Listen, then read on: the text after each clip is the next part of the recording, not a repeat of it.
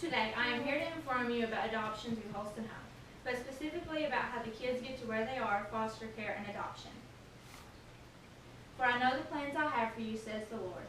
They are plans for good and not for disaster, to give you a future and a hope. Jeremiah 29:11. This verse is quoted from the Bible and is also found on the Holston Home website.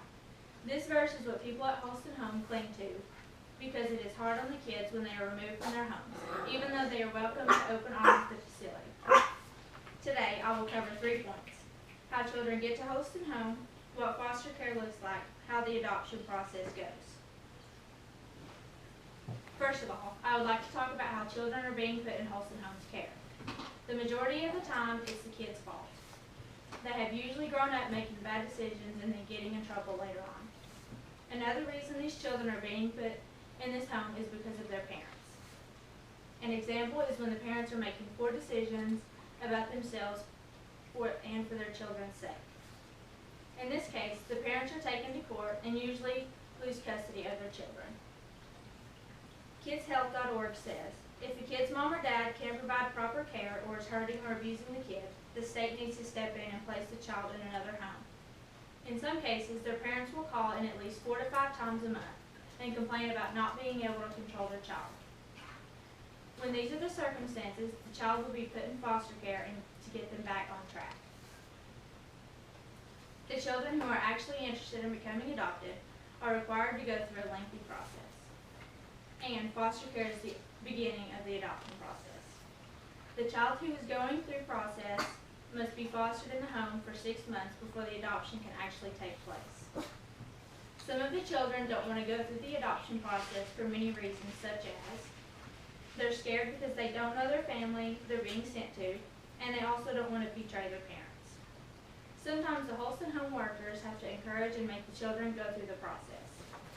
It might sound bad to push them like this, but they are just trying to help the children and do what is best for them.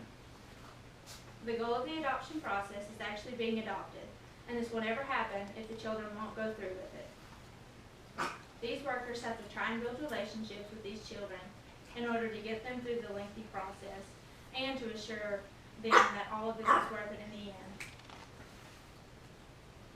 The children who have been patient for this long will surely complete the process with one last step: adoption.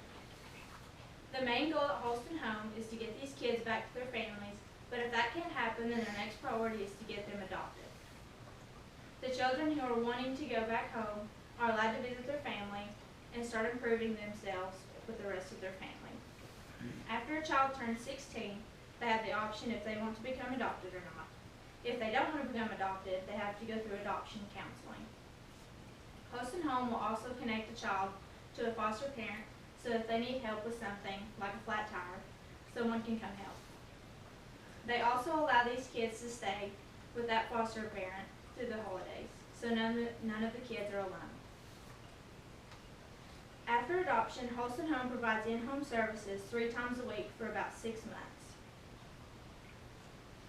Remember, the adoption process can be pretty long, but it is all worth it when there are happy children in the world. How these kids get to where they are, foster care, and adoption all have a big role in helping these kids get back on track, and I'm sure it has saved many kids' lives. Thank you.